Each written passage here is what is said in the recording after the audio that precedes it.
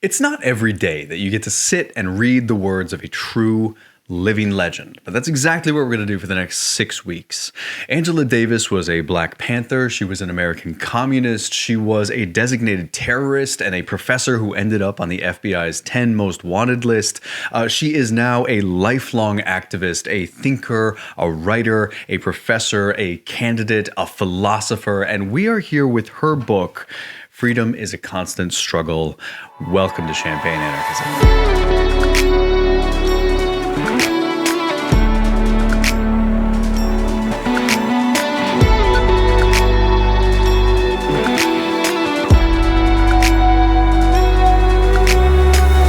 Welcome back. My name is Justin. On this channel, the Champagne Anarchism channel, we read great works of leftist literature, and there are a few options that you could pick from for Angela Davis. This is a little bit interesting. It's a collection of interviews with her and speeches that she's given over the years. It's not a directly written work of hers. There are many things that you could tackle, but I think this is a really good modern summation of her thinking, and I was looking around for something that would be a little more approachable than some of the books that we typically read on here. They can be very intense and very academic, and I just think Freedom is a Constant Struggle is such a perfect encapsulation of her thought and her ideas, and such a great jumping off point to understand where we are right now in our modern world. So this is a book that we're going to do, and we're going to do just the same we always do.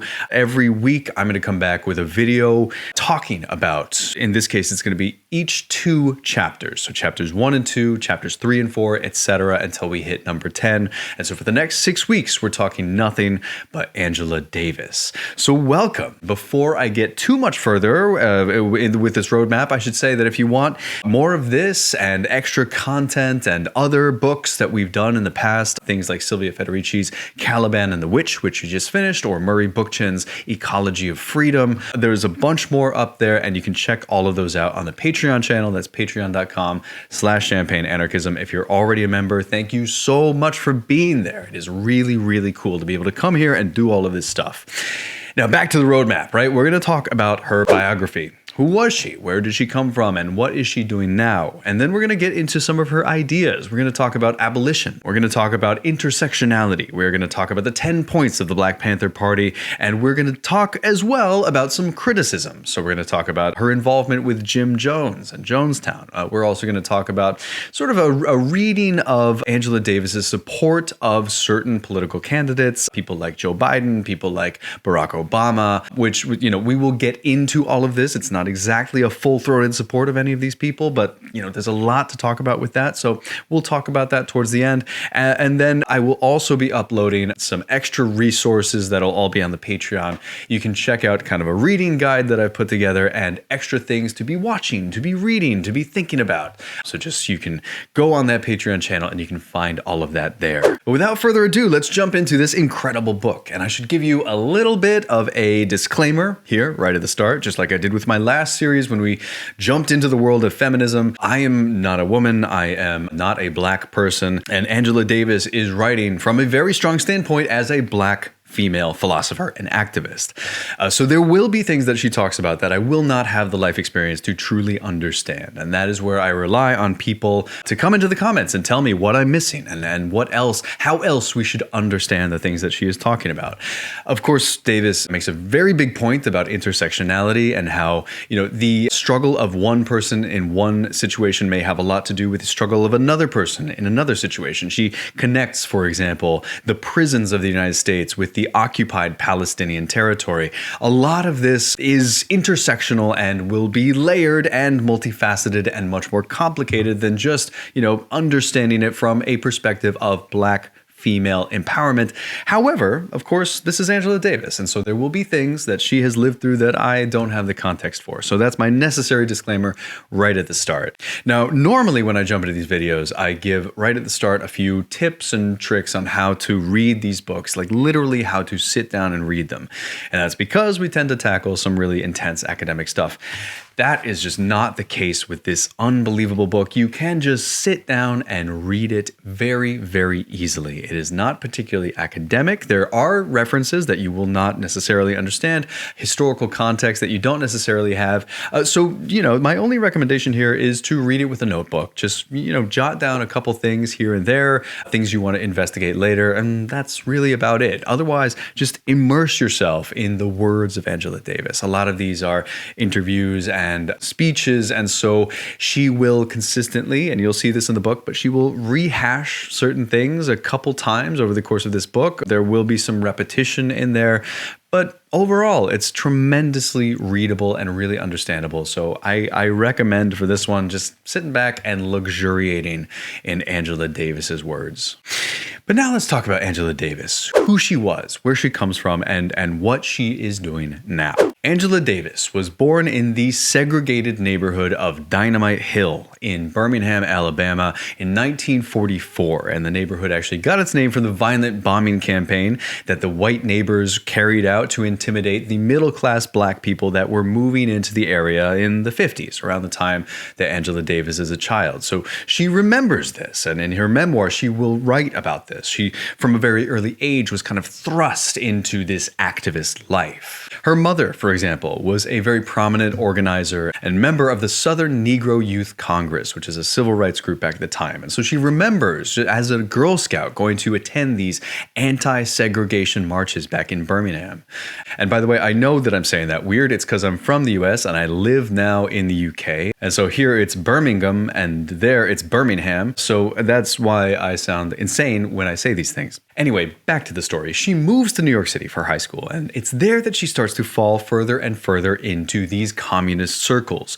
She wins a full scholarship to Brandeis University, and she meets the Marxist philosopher, very famous Marxist philosopher, Herbert Marcuse, over at a rally. And he kind of ends up being very much a lifelong mentor for Angela Davis. And probably because of Marcuse and her philosophy studies and her deep-held leftism, she moves to Germany afterwards. So she graduates, she moves to Germany, and she goes to attend the University of Frankfurt, and that puts her in something of a legendary place for critical theory at the time. And it's at a time of global liberation movements around the world.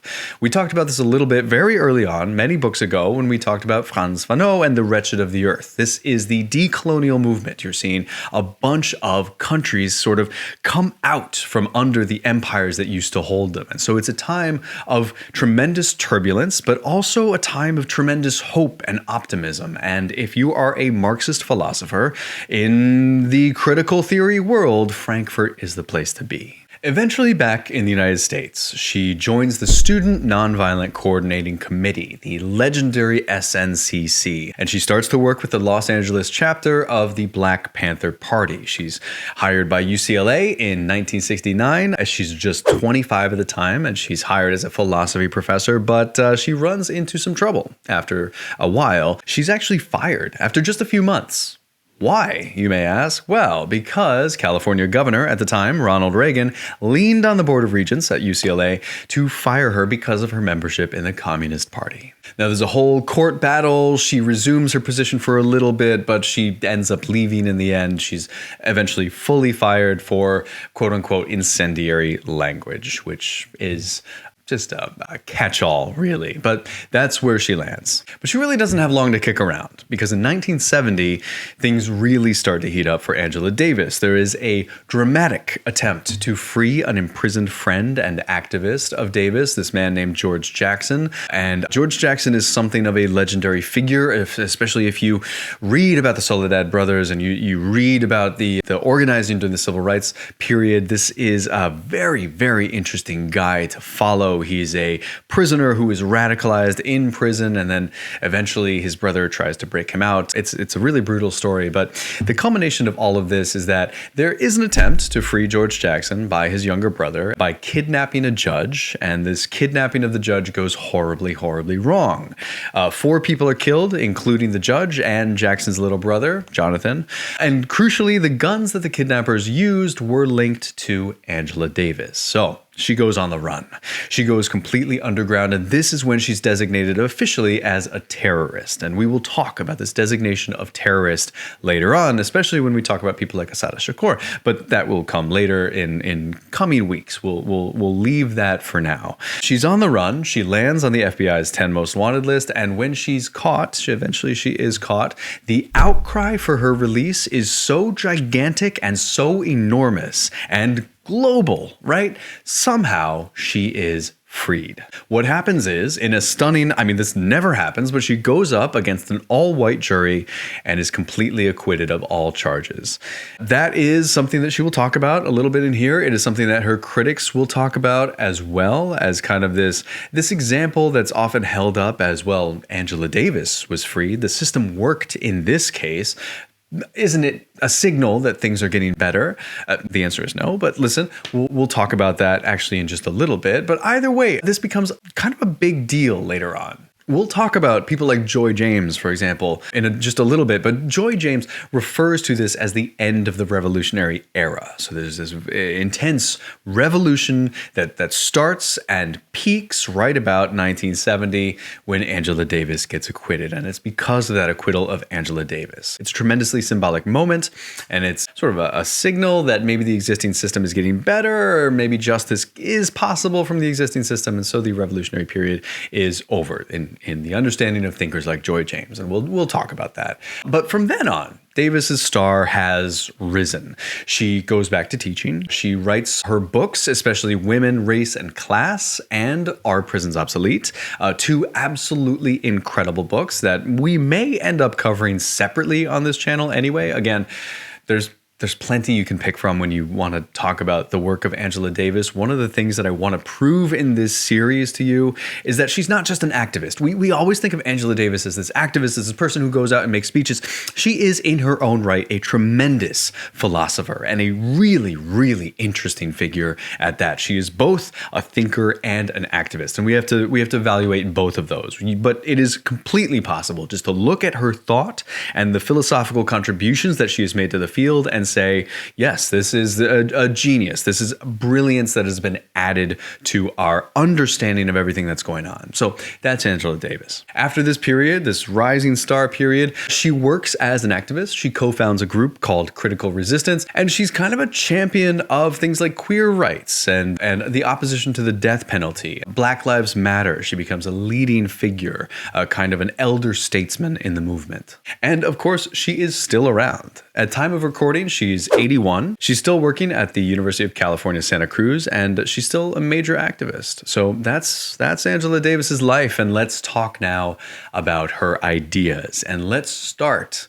with abolition. As you will see in this book, Angela Davis takes a very, very hardline stance against prisons in all of their forms. She expands quite a bit on some of her major works in prison abolition, but you get a lot of that in this book in kind of a condensed form. Davis is really decrying the evils of the prison industrial complex and the ways that a lot of private companies make money off of incarceration. So you get a lot of talk in this book, for example, about a company called G4S. G4S was a British company. It has now been acquired by Allied Universal, which is an American company, as of a few years ago. She talks about G4S and just the damage that it does to people when you put them through the prison system. But her work goes a little bit deeper even than that, because Davis is talking about, of course, the damage that prisons do to people, but also the ways that we ourselves, outside of prison, have internalized the logic of prison and incarceration to such an extent that we can't start to think of any kind of alternative. She talks, and we'll talk about this a little later on, but she talks about how the entire history of prisons has actually been a history of reform, right? But the modern prison system itself actually comes as a reform from what came before. So the prison system is a way to deal with offenders in a way that isn't as draconian as the kind of public, really harsh and cruel ways that were used to deal with offenders beforehand. The prison was seen as as a better, more humane alternative to that. So throughout the history of the prison, there's actually kind of a push and pull towards reform and better conditions, and then you get a little bit more towards the law and order side of things. It's a constant pendulum throughout the history of the prison that's taken us all the way up to the modern day. But Davis says, ignore that push and pull. You actually have to transcend that. You actually have to go beyond that, because we're not here just to reform prisons.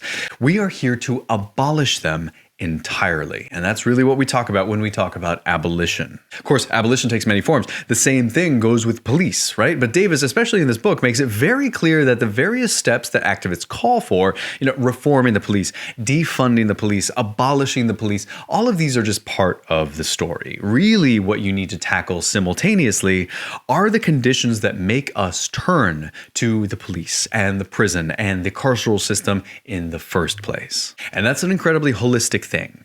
You need to provide housing, you need to provide healthcare, you need to provide mental health care, education, everything. Really, you need to provide everything that has been subtly or not so subtly defunded by neoliberalism. There's also something that Angela Davis will talk about later. She does not mention this in this book, but if you read Angela Davis's later works, and I've linked a couple of them below, but modern day, now that abolition has become sort of a better known word and concept, she will get into the idea of abolition feminism. Abolition feminism is ultimately just the idea that feminists must be abolitionists and abolitionists must be feminists, because there is a tight interplay between the effects of both. That is to say, the violence that's experienced in prisons is intimately connected with the gender-based violence in the home. This is what Angela Davis says. So to address both, you need a more humane approach to rehabilitation, and you definitely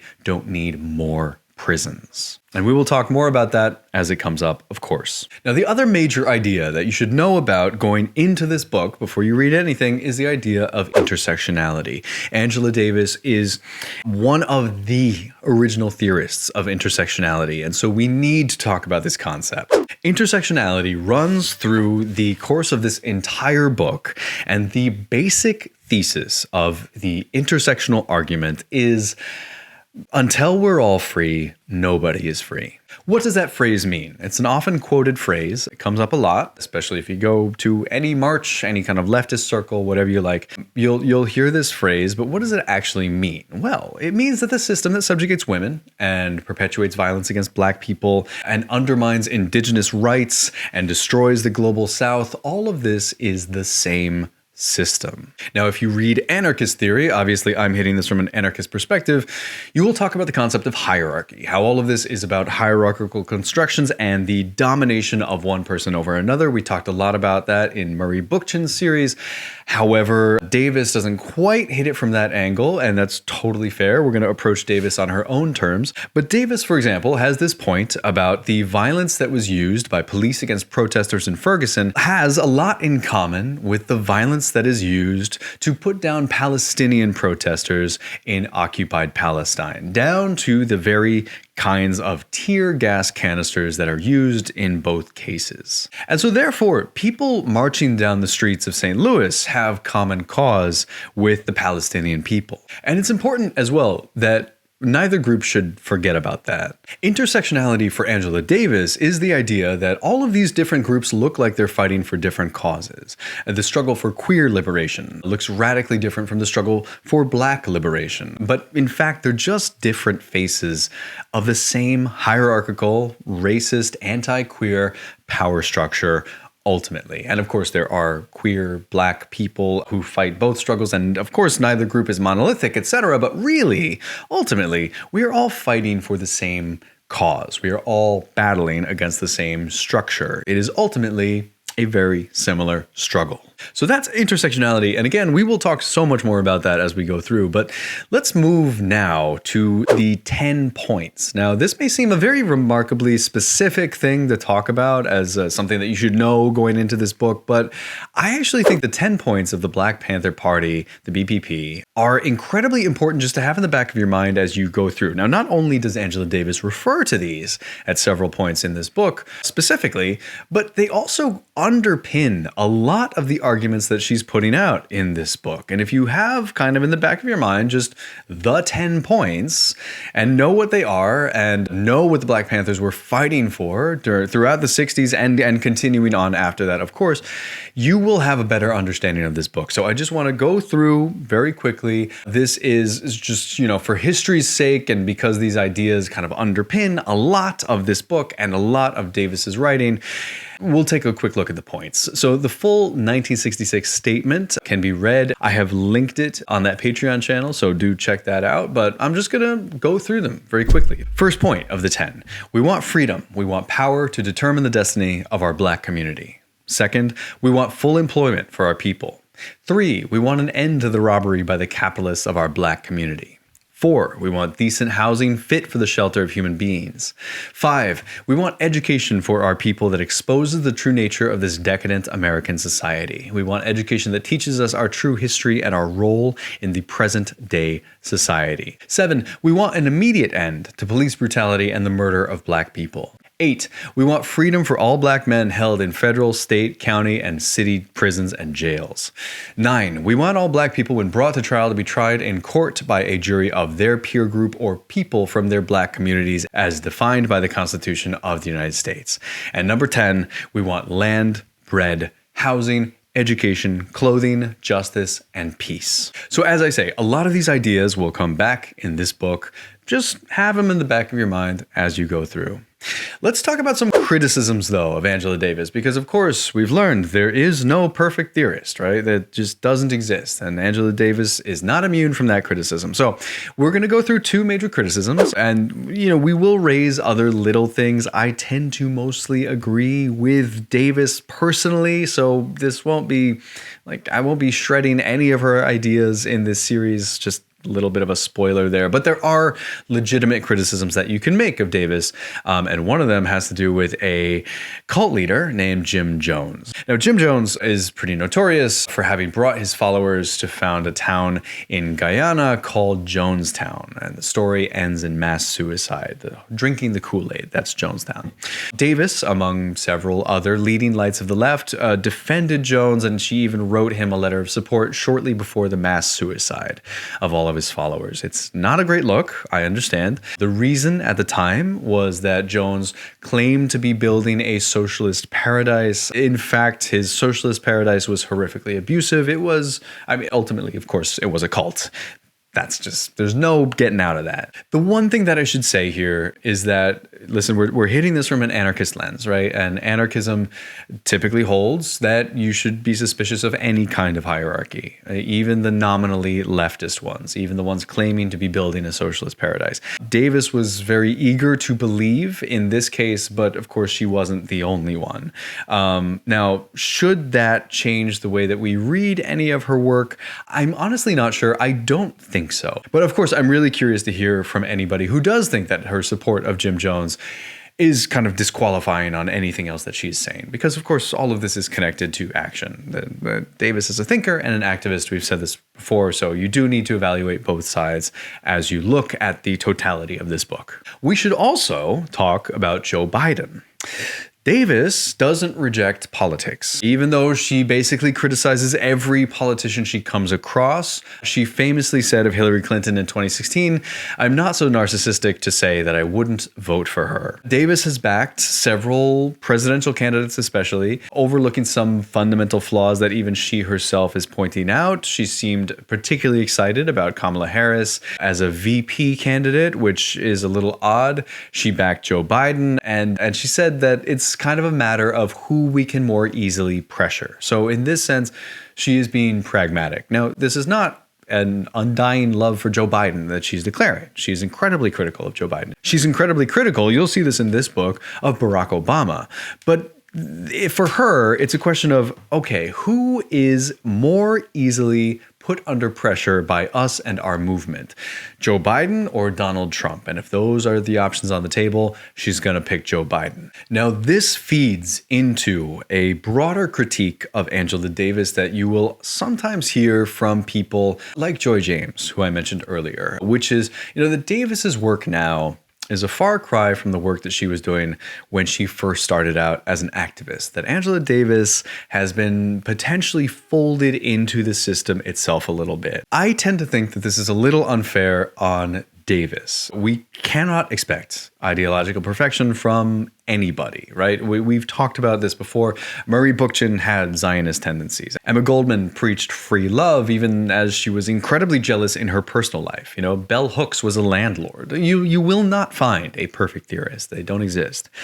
Davis's willingness to play the political game and to vote for deeply flawed candidates, it doesn't seem to me to be disqualifying in really any way. Really, and this is something that I've said before, you should be fighting all the battles. You can push for a better world through the ballot box, and you can also fight to build separate structures outside of the system as it exists that are based on mutual aid. I don't share Davis's excitement for Kamala Harris, but I also don't blame her for acting strategically, and I don't think anybody else really should. And this is something that will continuously come up in this book. And it is an implicit argument against things like accelerationism. Angela Davis is saying, yes, fight for prison reform. Fight to improve the police forces, even as you fight simultaneously to abolish them. Those are two things that we can absolutely do at the same time. And I am incredibly persuaded by that argument. Now, of course, let me know what you think about all of this. Have you read this book before? Are you excited to read it? What if anything, of what I've said has struck you the most? And do you disagree with any of the ways that I'm framing what I'm putting out here? Let me know all of this and more. You can comment in any of my social media feeds on YouTube, TikTok, Blue Sky. You can be one of my 10 Blue Sky followers, please.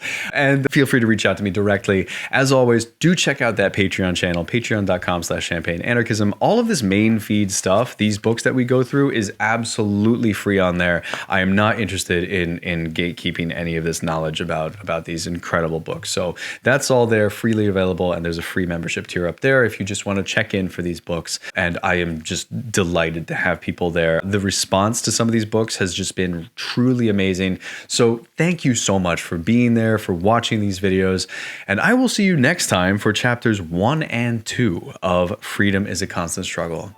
I'll see you then. Goodbye.